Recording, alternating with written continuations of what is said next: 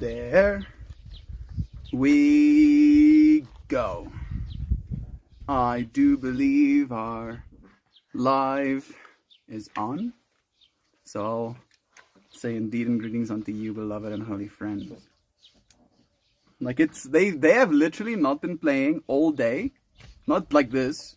And now as I'm starting my stream, of course, the shenanigans has to start directly next to it. As you do. Because there's nowhere else to shenaniganize but here. Only here the shenanigans happens. Yes. In my immediate vicinity. It's like I'm their little shenanigans server, and they want low input latency. Freaking creatures that we invite into our lives. Today's stream topic is about learning how to be. Yo, that's a lot. How do you think? How do I learn how to be, Mel? I think you learn how to be by being. By everything that you have done in your entire life, you have been learning how to be. And today's stream topic is specifically a topic about, or at least in combat of, imposter syndrome. The experience of feeling like you don't know what you're doing. You know what I mean? For me, I know what I'm doing to some extent. Sometimes, right? I know what I'm doing, and still, I find myself in this space, of feeling like I'm an imposter. I'm gonna have to move these freaking creatures again. And I'm gonna move them. Hey, I'm gonna have to move you. I'm gonna have to take you away. I'm gonna have to take you away. Take you away, yeah. Put you somewhere else, because you cannot sit still next to me. Creatures. I'm gonna take you away. I'm taking this dog away. I'm taking this dog somewhere else.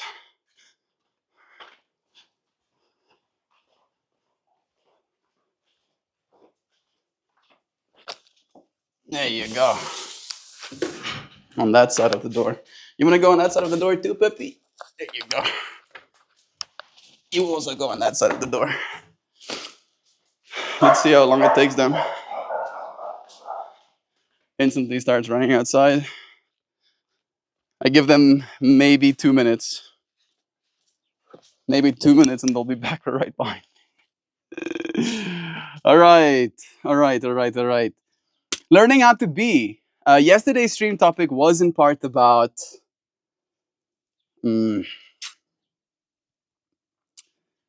being gentle.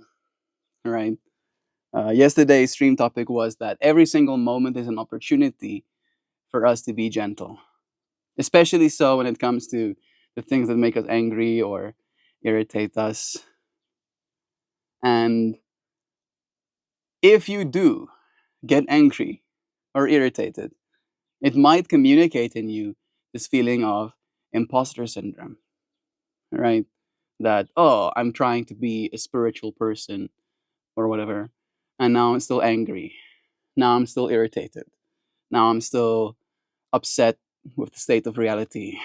Why do I not have maximum zen? Why do I not live as a duck with all of the faults of the world just rolling off of my feathers like beads of water? Right? You know what I mean? And then in that whole experience, we come to learn things about ourselves, right? We learn things about ourselves that we might not like knowing, right? Like I have learned about myself that I am sensitive to other entities' energies, especially so if they are in close proximity to me. And as a result, I have become very picky about whose energies I allow into my close proximity, right? I'm willing to bring my energy closer to proximity of other energies, even if I don't like them, to say it in so many words, with the intent of bringing that which is likable into that experience.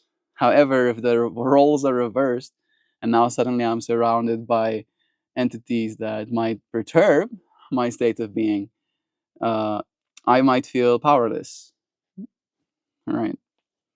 Because I wasn't the one in control. And that is the gist of what I want to talk about today, right? This consideration of what we can learn about ourselves. What can I learn about myself? Back again. What can I learn about myself? And does that ever stop? Really?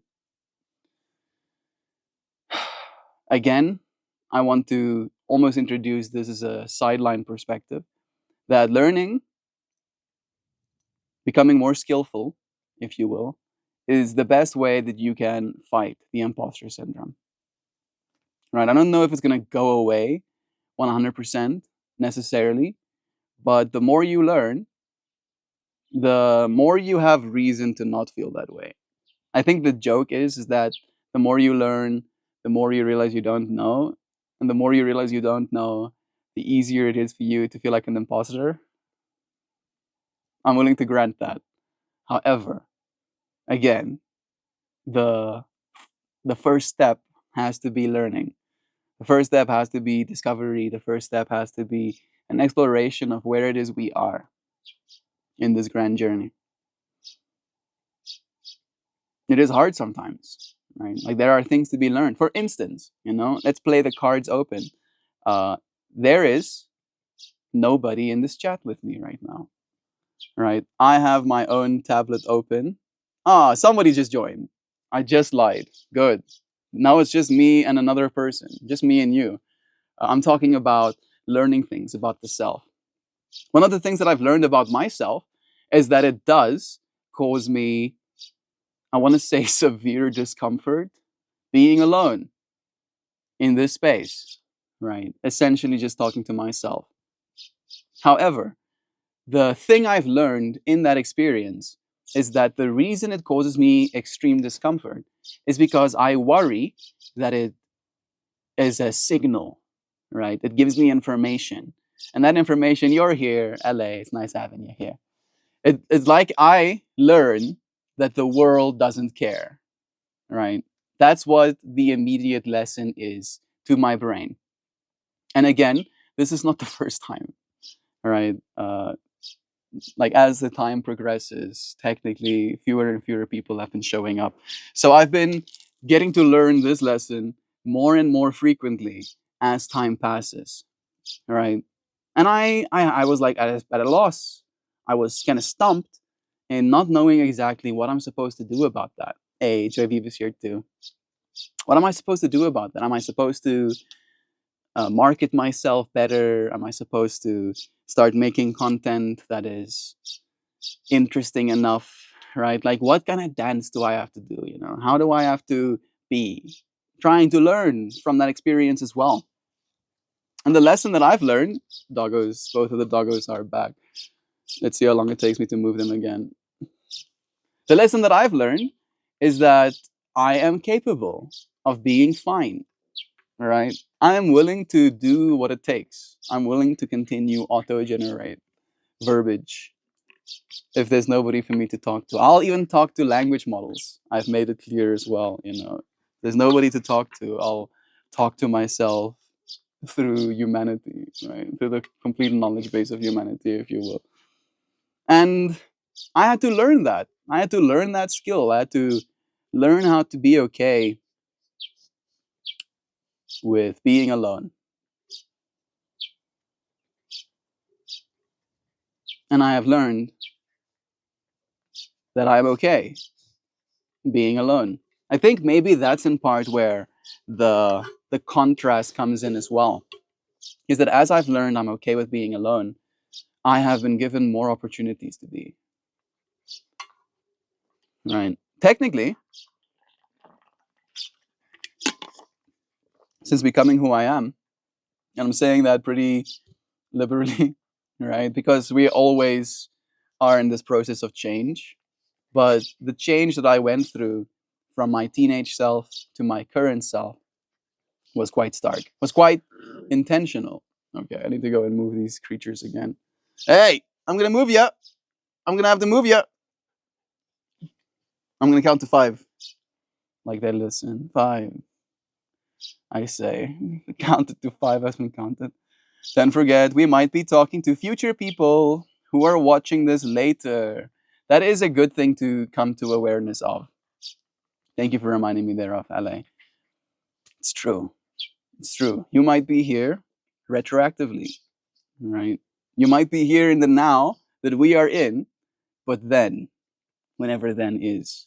And in that way, it is, as you said, LA, for me, very important that I still try and bring some sort of value, some sort of perspective, some sort of narrative into the minds of the people that choose to tune in.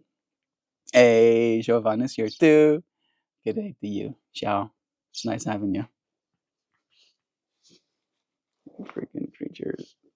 They're not being that aggressive, at least, right? Like, I can kind of tune this information out a little bit. A little bit. This is fine. As I say, the sounds get louder. So much love.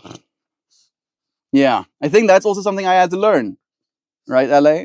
So I had to learn that it's not just about me and it's not just about you, that it is about us. And the us that this space encapsulates literally can be no one and everyone.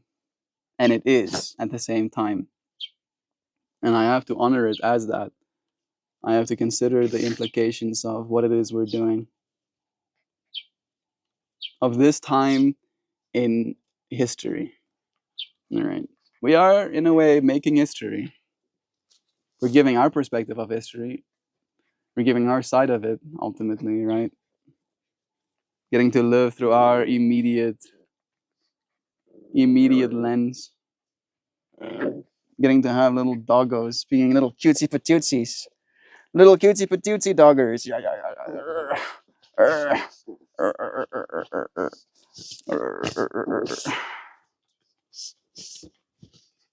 I'm gonna have to move them again. My mind is getting its energy zapped. And I start picking at my skin and I'm like, Pogboy? What are those dogs' names? I don't think I've seen Pogboy in like a year and 7 months or something. The dog's name is Peppy and Kobe. Peppy and Kobe. Peppy Peppy and a Kobe Kobe. Yeah, they are relentlessly having fun, which I have no problem with.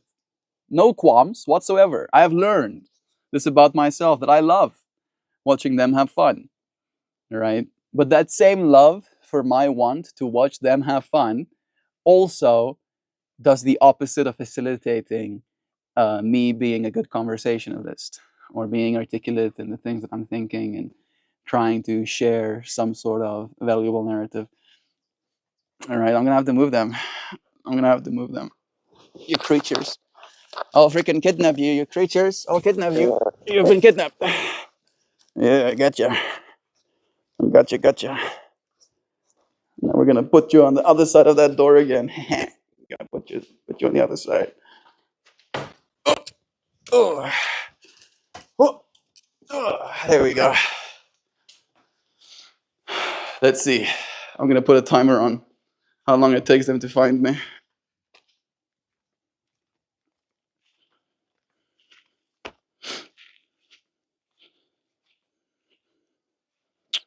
Stopwatch, that's right. And let's see. Okay. I spend 99% of my time alone. It does allow me to be extremely indulgent with myself. You see, I feel like there, and in that, there is something to be learned again. All right. From my perspective, I get to learn from you. And has it served you in asking questions, essentially? Pepe is back. Took her 37 seconds. Here comes the baby. Do I hear tippy tappies? Yeah. Train of thought. Learning from ourselves. being self-indulgent, being extremely self-indulgent. The way I want to almost connect the wisdom, the knowledge, is the fact that you had to learn that about yourself, Joy. Right? Back a minute and 14 seconds. I got a total of 1 minute and 14 seconds of peace. Huzzah! Huzzah! Peace! Peace, huh? You want peace? Best I can do is no peace, the dogs say. Best I can do is maximum shenanigans. What? You wanted peace? No, sorry. We got no peace in stock. We got no peace. We only got crazy. We only got ridiculousness. That's the only thing on the menu, sir.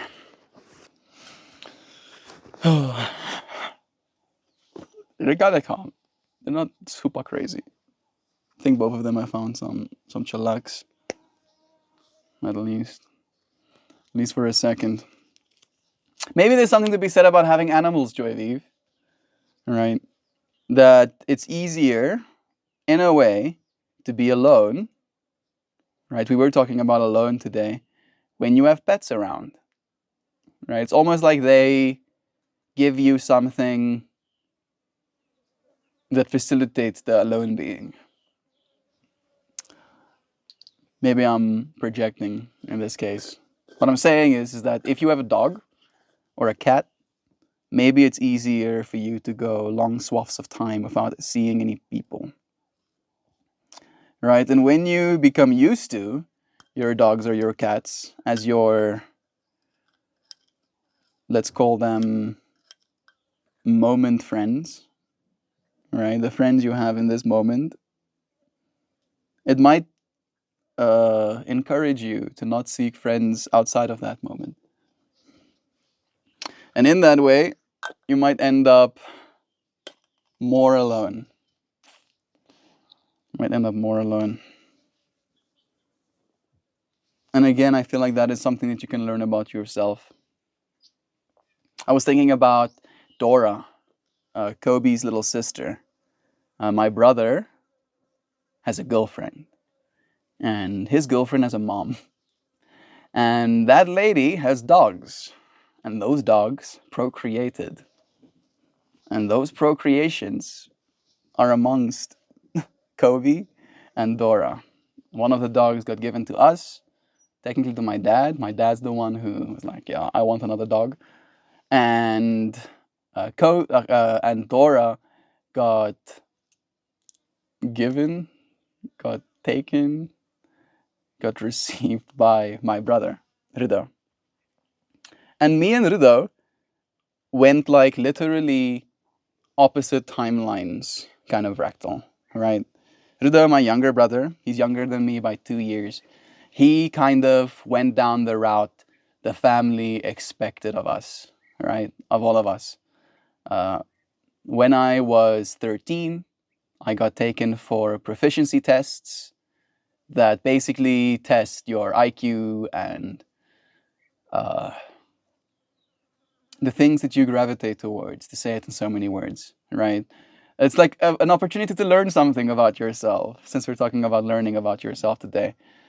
And during that test, it basically let me know that I am ongele, I am proficient at the skills necessary for me to be a chemical engineer, right? That was basically the label I got assigned, right? Imagine it like a worker ant fractal. It's like, yeah, you worker ant must be chemical engineer.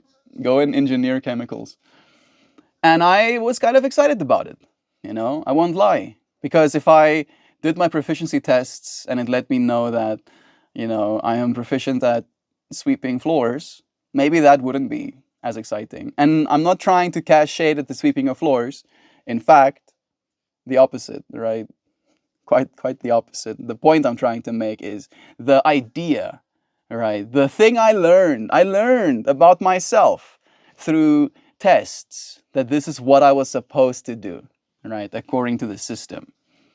And then that was the expectation, right? From my family, because obviously my mom let her friends and my family know that I have above average IQ and I'm gonna be a chemical engineer one day because that's what the tests say.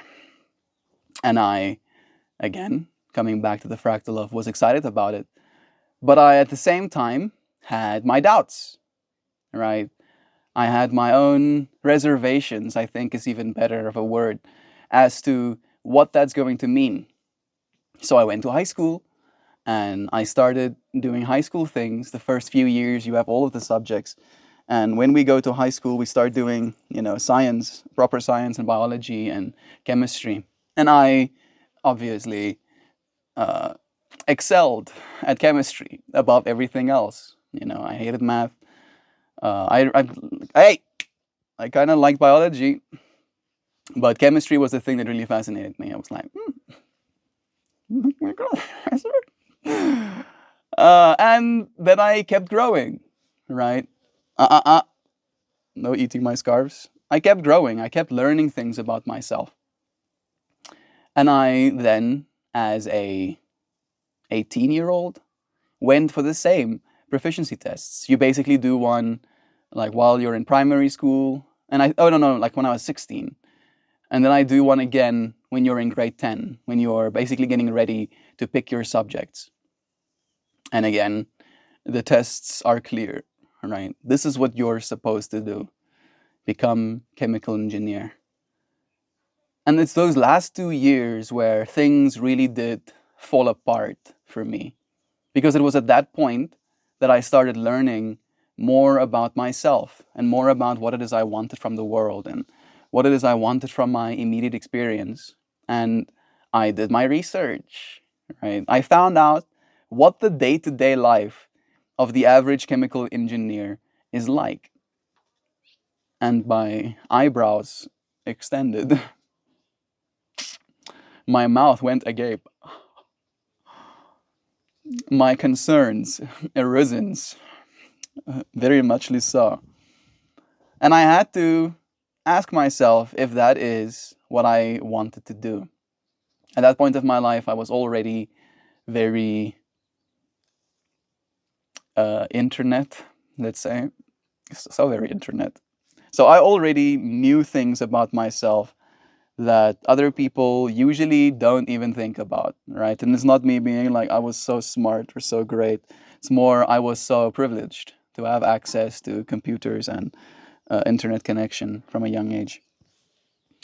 And my brother, on the other hand, being younger than me, in that way, having more access to the internet and cell phones than I did by 2 years, he also went for those same tests.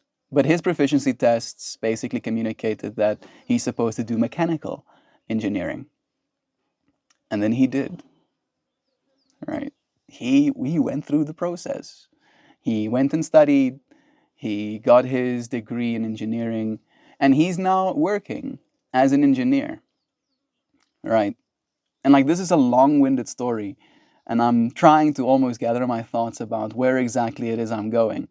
I'm still in the ballpark of knowing things about yourself, right? And almost in that way, finding solace, finding comfort in that knowing of yourself. Because if I had to purely and only compare myself to the experience that my brother is having, he gets to be almost in my life like a model for what that life looks like, right? And this whole conversation did kind of arise with the whole conversation about the puppies. My brother now owns a dog that he took home in his car to his house, right? And I was, during my yoga today, holding him in such high regard, thinking about the fact that he has a little baby dog that he's taking care of, that he has a girlfriend, that he has a degree and an engineering job. And it's this pride, that arises in my heart to see him doing as well as he is. And then at the same time, this questioning of why is it I didn't have the same motivation in that direction, right? And if I did, what would I know about myself? What would I know about myself? Would I know as much about myself as I do right now? Would I know less? Would I know more? I think I would know a lot more money. I would know material comfort. But I would also not know nearly as much people. I would not know nearly as much as an experiencer. I would not know nearly as much in environments. I've been in a lot of environments thanks to the work it is I'm doing as well. Just have to share how cute that is. This dude went laying down in the grass on his back. Yeah, that's cute. Get yourself some cute. Knowing thyself. Knowing thyself. I'm still actively trying to get to know myself.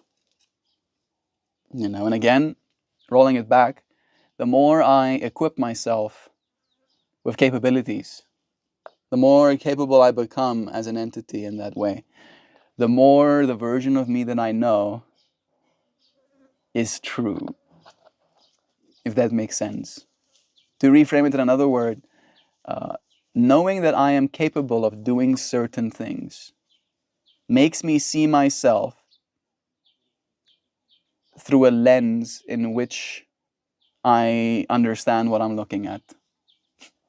These fucking flies.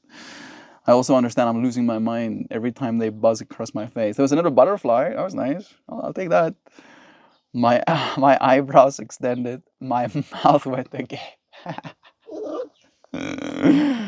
I'm happy that you like that, Joy V.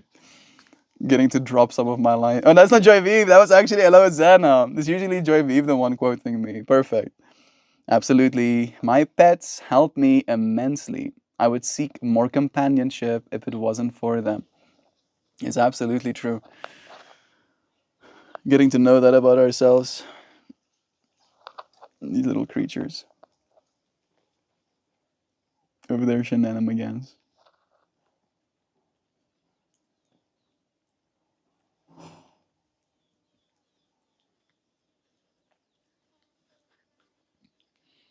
I haven't smoked all day.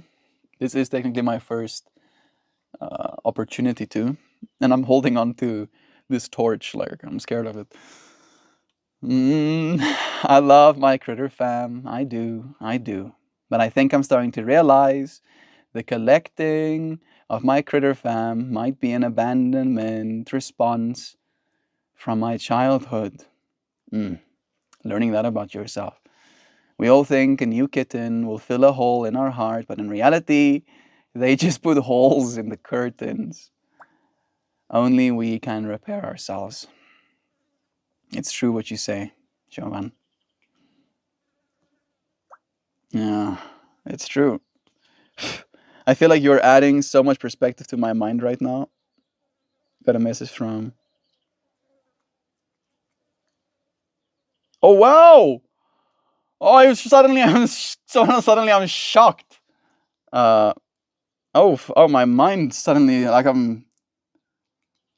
Okay, gathered.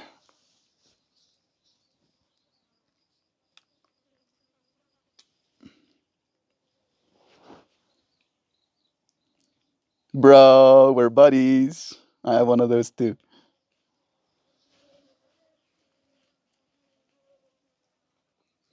I literally went out loud. Oh wow! As soon as I saw that sticker on your guitar, this means a lot, bro. Extra blessings, blessings plus to your side, man. One of my friends moved to Cape Town, and like he's moved to Cape Town. It's done. Right? He used to be, well, still is my friend in close proximity, and now he's thousands of kilometers away. He's gonna go and do, in his exact words, some water sports instructing and deckhand work. So he's going to be working on the ships probably from the Cape Town side. And then I send him a message. I say, "Good luck, brother Bear. Many blessings and adventures to you." And then he says, "Thanks." And he sends me this photo. There we go. His guitar with one of my flowers on the hilt. And he goes, "Thanks, bro. You're with me." And it's literally me. It's literally, that little piece is literally myself. I spent my hours to generate capital, spent my hours to generate art, spent my hours to turn that capital into physical forms of my art, and now pieces of me are with others. That melted my brain. I'm still having my brain a little bit melted by that. I keep forgetting. I keep forgetting. I keep not knowing myself like that. Right? I don't know myself like that.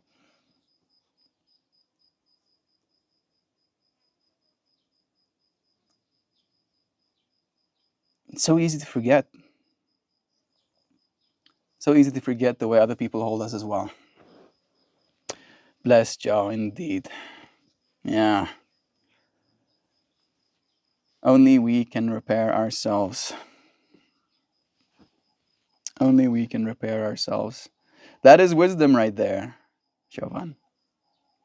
That is a knowing of yourself that not many will ever reach. Said meow meow. It is. Hey Hoopy. It's nice having you here, friend. Okay. I'm gonna Dynavap this Dynavap. It's been 30 minutes. It's like 37 minutes past 4. This is the latest in the day I have vaped in a long time. Like literally a long, long time. Technically since October. The first few days of October. Where would we be without our friends? I wish I could be more present for my friends, Joy Vive. I wish I could just buy a plane ticket and come to America to come and visit you, friends. I wish I can just go from city to city, state to state, and come and chillax for a few days. I wish I could just do as I wish. Don't we all melt? Yeah, I guess so. I guess so. Knowing that that's what I want, knowing that about myself means that I have to do things in a certain way, right? I would have never. There is no option for me. Maybe I'm mistaken, but I'm pretty sure there's no option for me to be a remote working chemical engineer. Maybe I would have done calculations and then sent those calculations off, or would have done, like, yeah, calculations. You calculate chemistry as well.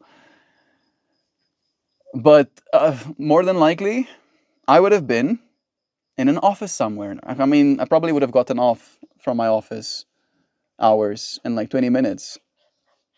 And then I would have gotten to go home. I'm kind of curious. I want to ask like pretty basic questions.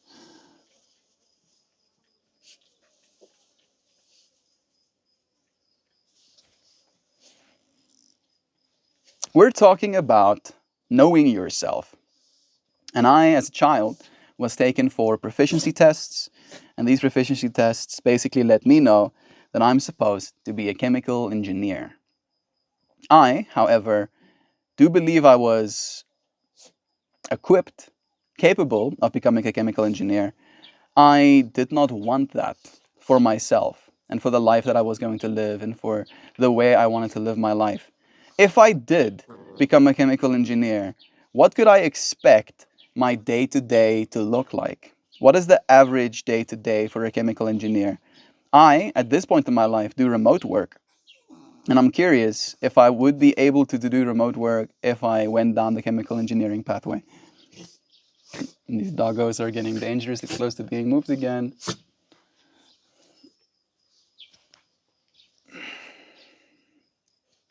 Hey, hey, I'm gonna move you. I'm gonna take you away. I'm gonna take you away.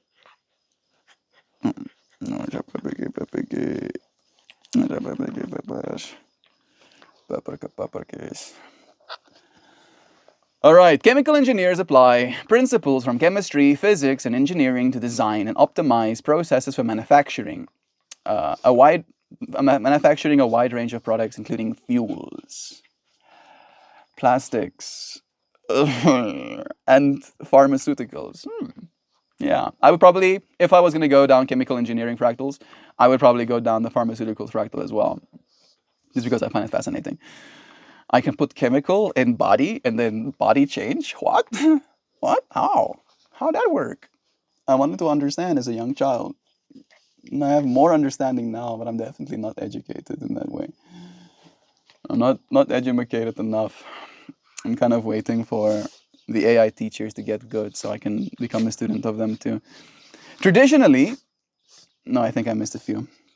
Their daily activities usually involve a combination of laboratory work. Yeah, laboratory work, that's what I imagine being like the majority of my life, is I would have been in a lab somewhere.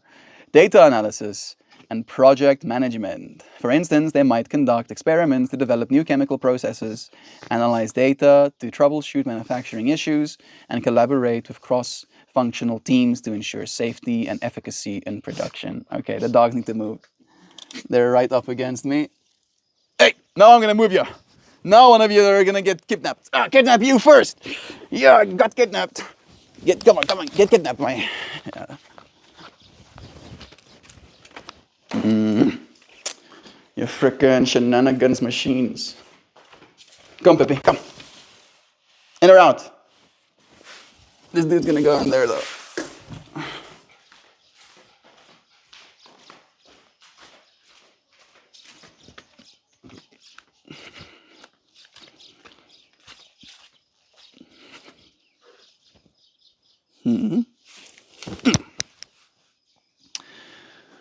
All right. Traditionally, chemical engineering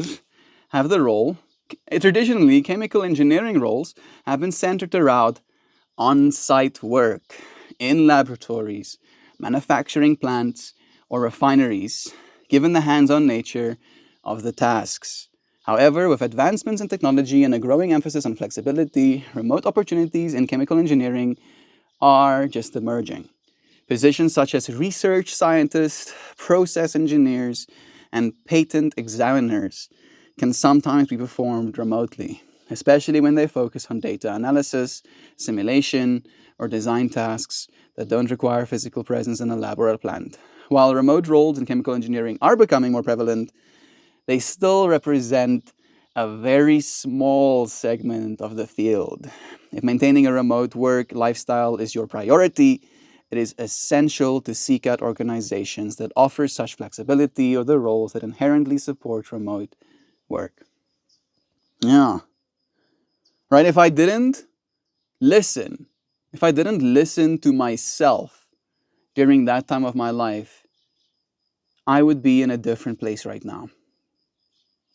Right? And again, I'm not trying to make out these differences as better or worse. I'm trying to make out these differences as knowledge, as the knowing of the self. A salad, good morning to you too, friend. Right? How can I know more about myself? Know more about what it is I want from this world, right? Because it is a matter of what you want. You have to really ask that question. That's a very important question to ask. What do you want from this world? Right? Do you want suffering from it? Do you want anger? Do you want dismay? Do you want disdain? What do you want from this world? I seem to be primarily obsessed with wanting beauty, wanting that which is beautiful, right? Linking that to what is loving, wanting what is loving for the world.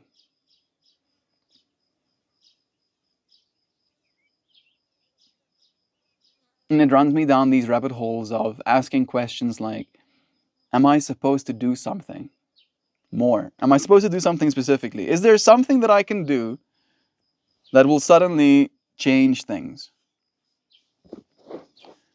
And then I think about these little stickers, right? I didn't know that friend had bought one, right? And the reason he has that sticker isn't because I gave it to him. He bought one at the joint. I met him at the joint. He was also a member there. The reason he had access to my art is because the joint gave me a place to display my work. And then he decided, with his own hard earned money, to buy one of my pieces. And because he decided that now a piece of me is with him. And my mind is getting melted because I'm trying to articulate the impact, right? And it's something that you friends have shared with me a few times before, is that we do have impact on each other's lives. That the way that we show up and the things we say and the knowing of ourselves will influence others, will impact others.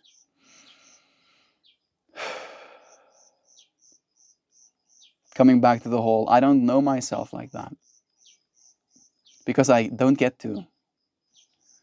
I never get to know myself through that lens.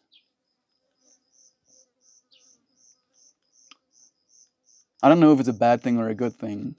I'm just kind of like learning that about myself. Learning about myself that there are things that I cannot learn about myself. Learning about myself that there are ways in which I have shaped the world around me. And if I had made other choices, I would not know these things. I would not know myself. Salad getting said hi to JV, that's special. I'm happy that you feel seen, dear friend. You are seen, Salad. We're looking at you right now. I'm still holding onto this little torch. I don't know if I'm scared of it necessarily, but I am curious what it will let me know. Let's ask. I want to know more about myself. Maybe you can make us aware of one extra thing about the self. Small little piece of plant debris. Click.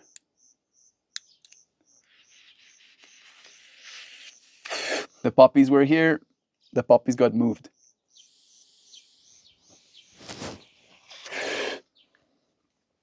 They were adding maximum shenanigans. Kiefer is here too. Good morning to you, friend. Sending you blessings. Joyviv says, you will never see yourself as others do, but you can know your impact by seeing what the universe reflects back to you. It's a beautiful point you're making. We have Nancy here too. Bless your friend. You will never see yourself as others do, but you can know your impact by seeing what the universe reflects back to you.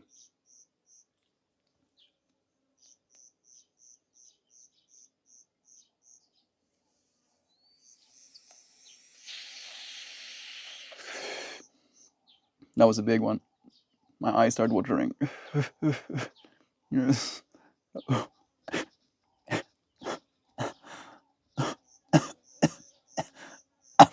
I'm fine. Ah, huzzah.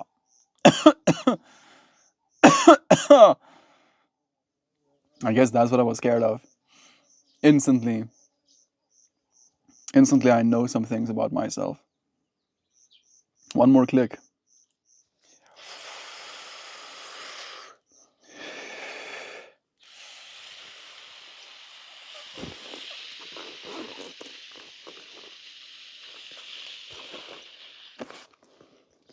You will never see yourself the way others see you, but you can know your impact by seeing what the universe reflects back to you. Joy Vive is a wise person. Very much so. What has the universe been reflecting back to me? My impact. My impact. Hmm.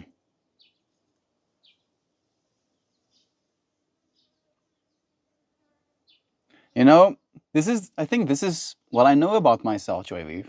Let's talk about it from that perspective.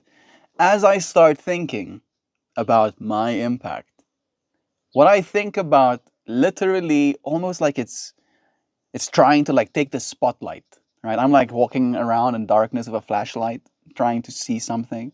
And then this thing jumps in the beam of light and goes, "Look at me. No, look at me, actually." And that thing is the fact that I think about the impact you friends have had on my life, right? Like I can, it's very hard for me, and maybe that's the point. Maybe that's the way we're supposed to be. You friends might think I've had impact on your life, but when I think about you, I think about the impact that you have on mine, right? You friends affect me, right? Not only when you chat in these moments, not only when you support my work, but even in your thoughts, even in your day to day lives.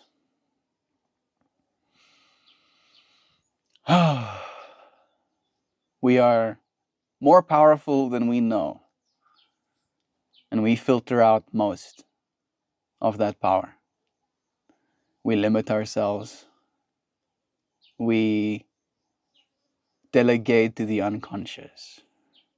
Ooh, that's such a cool sentence. Do not delegate to your unconscious. I'm gonna have to do a whole stream topic about that. I can feel my mind building infrastructure. Is there topics? Stream topics. Scroll right to the bottom. You'll see there's a lot of them. Okay, found the bottom.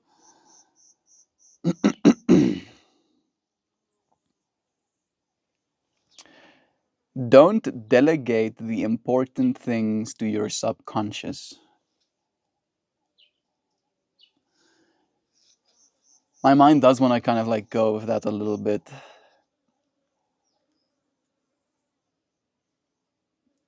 And I added important things in there, right? Because some things need to be delegated to the unconscious, like the unimportant things. And it helps us to do that. But then what happens is we become, I want to say the word attached, because it is very much related to our ego. We become attached to a certain idea, to a certain understanding or way of want to be. And then through that lens, again, through the ego lens, what is important is for it to decide.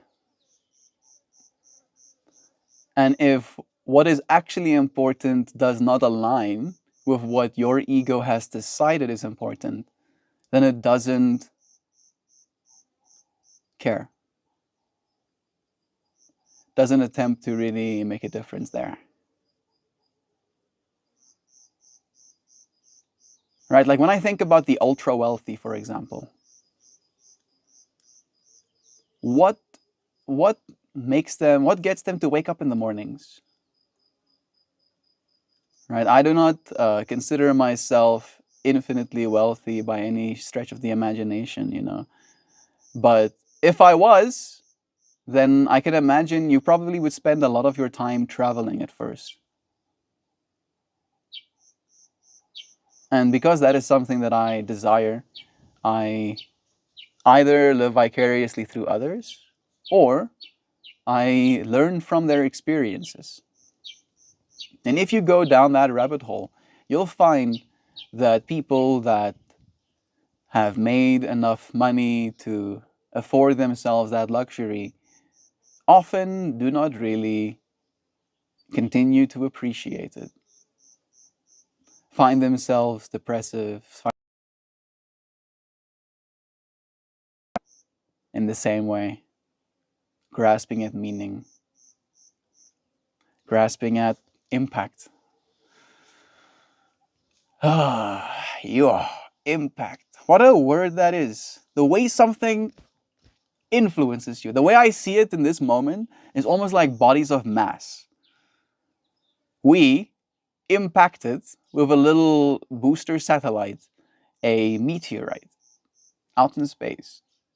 Extreme precision. Like it is absurd with how much precision. We had to move a little speck of dust essentially into another speck of dust on the cosmic scale. It's wild. And still, we did that. And that impact has set that, asteroid wouldn't have hit us necessarily, but it was a good test, to see if we can deflect something's trajectory. And that's the way I see impact. Is that your influences hits me. And then that hit causes my trajectory of life to change. And you can do that. You can do that for good and for bad. I wanted to say in two ways, but it's again infinite, right? There's an infinite amount of ways. Who's to say which one is good, which one is bad? Yeah. Love is true. I thank you, friends, for your impact in my life. Every single word you choose to say, every good thought you have, every second of support. I appreciate it. Some wealthy people give it away. I don't know if I missed something that Joy V said. What the universe reflects back to you. Some wealthy people give it away. Some wealthy people do. Let's actually read the list. Let's spend some time honoring all of those wealthy people.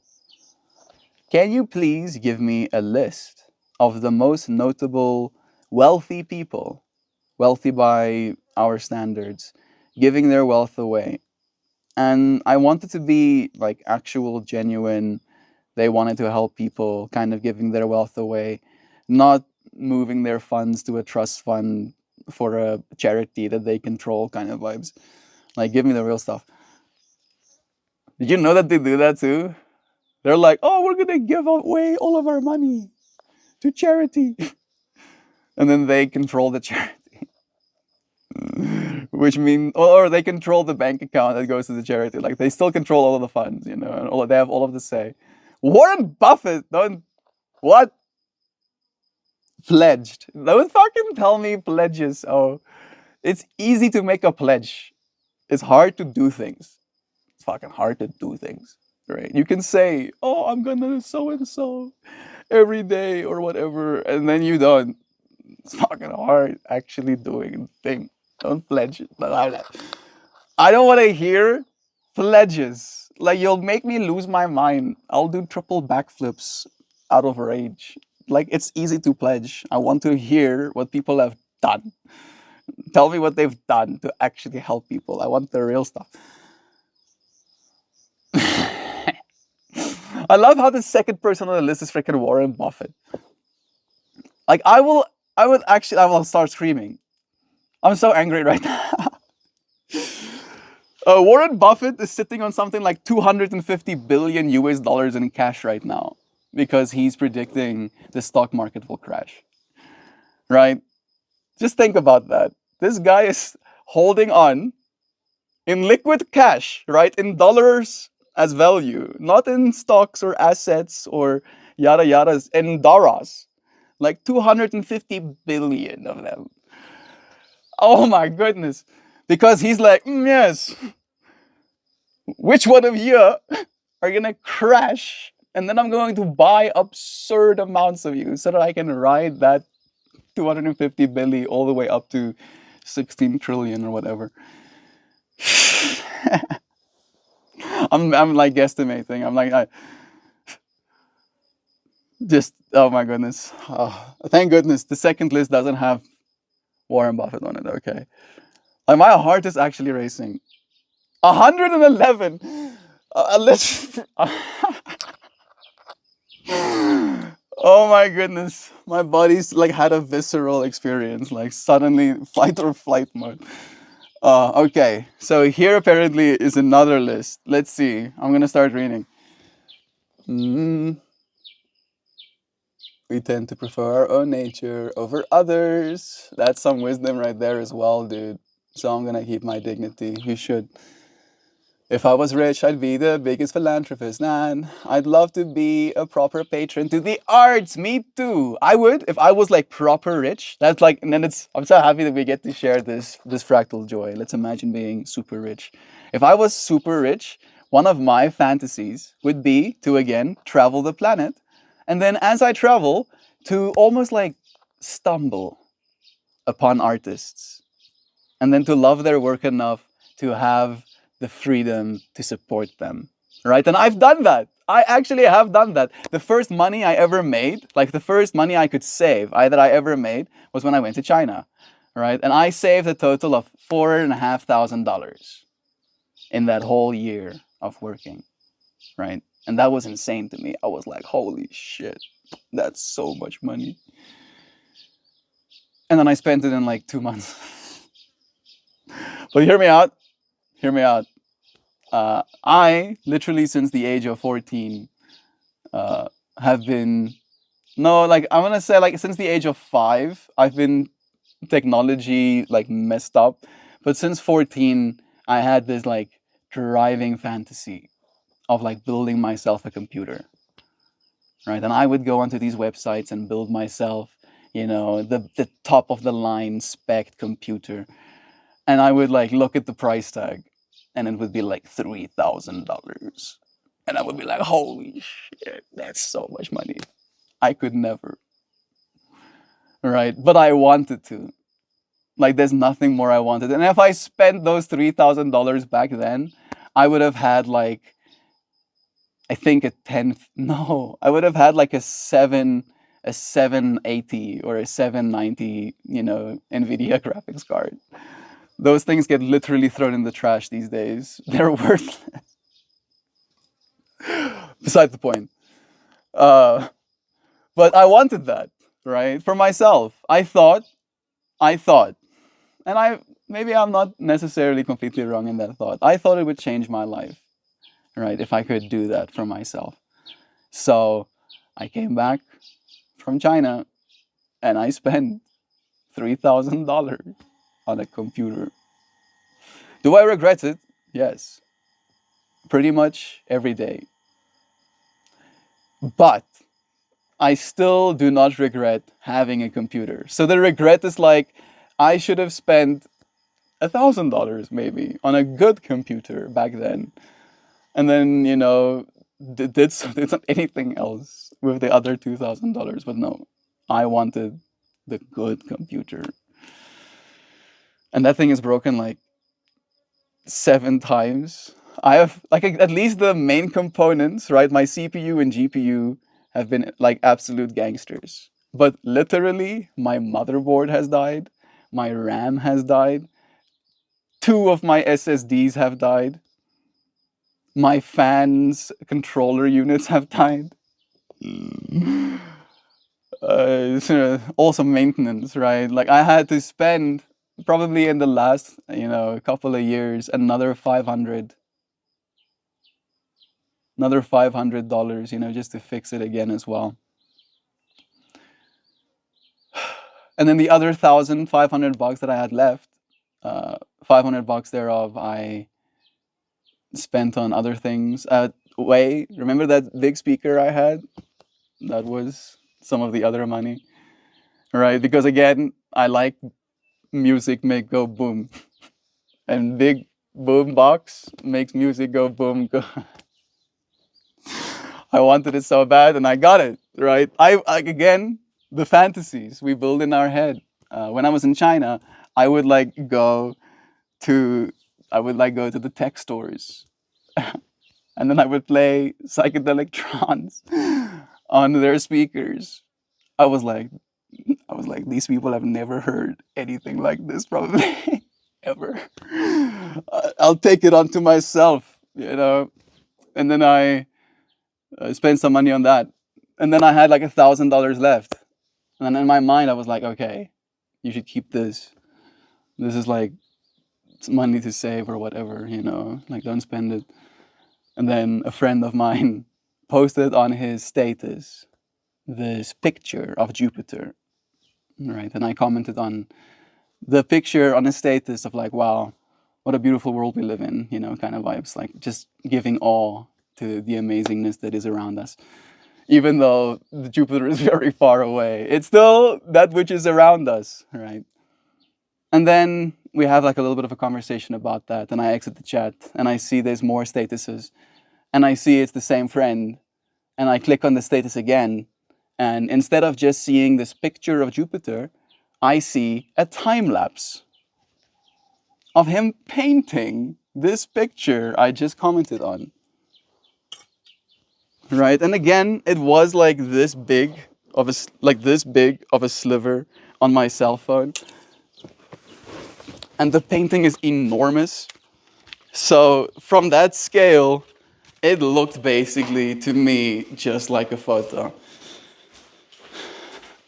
But then I get to see that he's the one that painted it. It's a Pippi as well. He's the one who painted this painting. And I was like, oh, Jovan is the one who painted that. How cool is that too? And my sister painted that for me. Some psychedelic mushrooms. And his name is Yosef. He actually did sign his name in like the same kind of patterns. Same kind of patterns that the painting is in as well. Yosef. And I start having this conversation with him. Right? I'm like, holy shit, you painted that? And this was after I came back from China. So it was literally during the whole COVID pandemic. Right? He was in lockdown. And he spent his lockdown painting Jupiter. And I go, oh, wow, are you going to sell it? Because again, I see how big it is. And for me, that scale of painting, I was like taken aback by it. And he goes, yeah, I'm thinking about, auctioning it. And, I'm going to see what I'm going to get for it. And I go, how much do you want for it? And he says, oh, I would, like to get, in the 18,000 Rand range, he says. And I say, I'll give you 20,000 Rand for it right now, which is like $1,000. And he agreed. And from me seeing the painting online, albeit, and this friend I had only met once in my life, say that part as well. Maybe not very wise, but I am very trusting, and I trusted. And I wired him $1,000, and he basically put in the effort to help my dad get it here. Help me put it up. So that joy, like I know that about myself, that if I ever make enough money too, I'm going to relentlessly buy art. Aggressively. Starts buying art extra. Art plus. We have a beauty here as well. Nice painting, very cool, blessed salad. I'm happy to share this story with you friends. I think I'm gonna open chat on my tablet instead. I'm struggling with the screen not being very bright at the bottom. There we go, patron of the arts. Bless. Pledges. I mean, you are. Just for what it's worth, just to like make it clear to everyone, Joy Vive is a patron of the arts. Joy Vive supports my art on Patreon. So yeah, boom. Boom, you got it. No. Pledges to nonprofits are legally binding, Melt. I know, cause it's my business to know. Okay. I'm happy to hear that. I am actually happy to hear that. I'm not trying to disagree with you. If that is the case, then that is good. Good. I'm happy that that's the case. When I was 14, there were no internet. I had access to the internet at the age of 8. No, 7?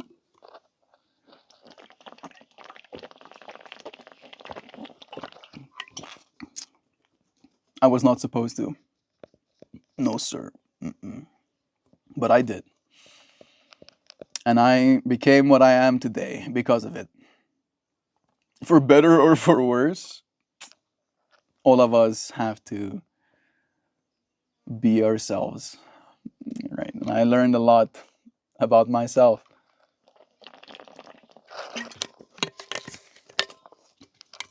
I learned so much about myself with the internet.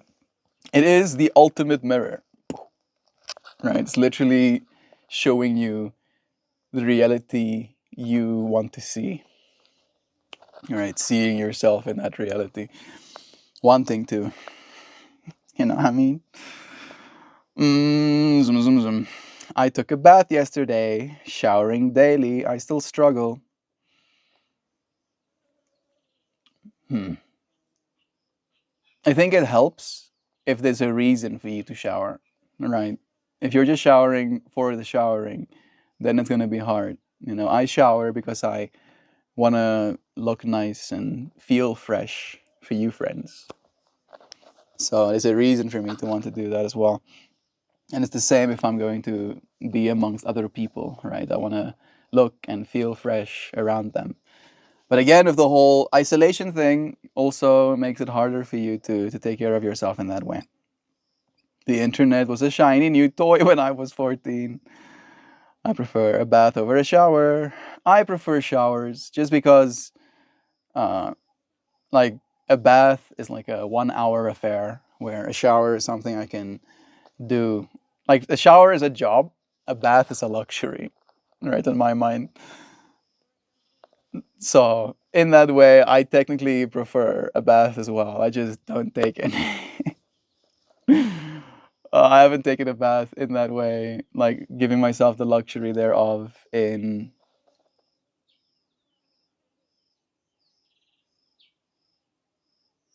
like 9 months, 10 months.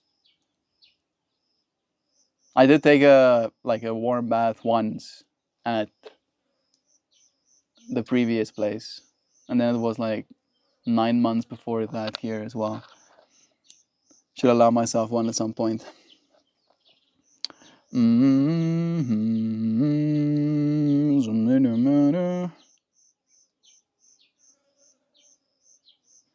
Bath can be lovely. Don't think I've had one in years. You see, same, same. I prefer a bath over shower. I wonder how much she would have made. No, don't ask me those questions, Nancy. If I had invested that money, it would have been like $100,000 right now or something. Like, I'm not even joking. I'm aware of that. So like, let's just plug our ears and be like, ah, ah. You're due. You are so cute, Melty. Thanks. Love is true. Indeed, it seems I am salad, but not a word. Salad. Hot bath with Epsom salts is the best. I love you, Melt brother. Bless. Shrooby time. So much love. Nice painting. Mushroom, mushroom. Yeah, I do technically have two mushroom artsies, Joe's and my sister's facing each other. And I don't know if Joe knew that my sister had painted me that when she brought that painting too. I don't have any mushroom paintings, but I got a mushroom chocolate bar. Lucky fish. Uh, I do advise caution because it is, unless you know exactly where those mushroom chocolate bars come from, it might not be mushrooms necessarily. Might be something that might make you feel like you're on mushrooms, but it might not teach you the same lessons. You might not learn the things you're supposed to learn from that experience. And this is just my heed of warning. If you really want to eat mushrooms, the kinds you can eat, you just eat the actual kinds you can eat. All right. You're like, oh wow, look at this mushroom, and then you put it in your food or in some juice. And I'm specifically talking about mushrooms you can eat, right? Not the poisonous ones. Don't do that. Nope, nope. Just the kinds you can eat. I need to make more mushroom art. Been feeling that lately. I could use a mushroom chocolate bar too. Again, again, there's usually not any mushrooms in them. It's like sometimes 5-MeO DMT. It's like you read. And again, maybe you want that. Maybe you want that. But usually it's a little bit wonky still.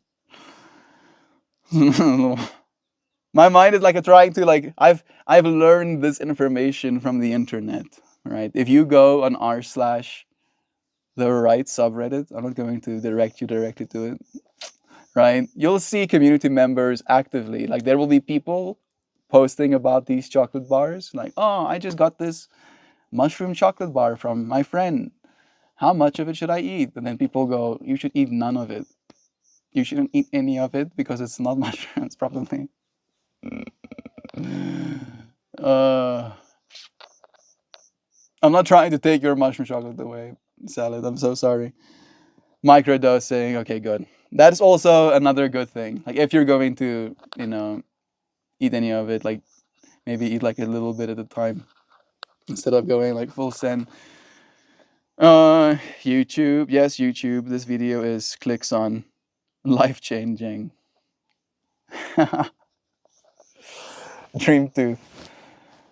I know what you're talking about as well. Dreamtooth just said to me that YouTube will ask him about my channel and about this video potentially.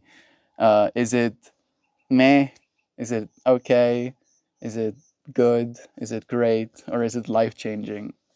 And he goes, it's life changing. Love you, bro. I love the visceral reaction. Art can have, Joy says. We have a member who just had a baby. Sam is a writer and an artist. She would post her work in our Discord, and I bought one of her paintings. I had the same reaction, Melt. Like I just have the art at all costs, and I had to have it. I think that's what you were trying to say. Had it and had it. I did. I had to have it and had it. I did. Okay, yeah, exactly. Right. You see a piece of art and you go, "This is mine. This piece of art is actually mine." You spent all of the time that you did creating this, not knowing if you'd have a buyer for it. And I spent this whole time making enough money so I could afford the work that you did. And I feel you. I'm so happy that you had that experience as well. Bless Sam.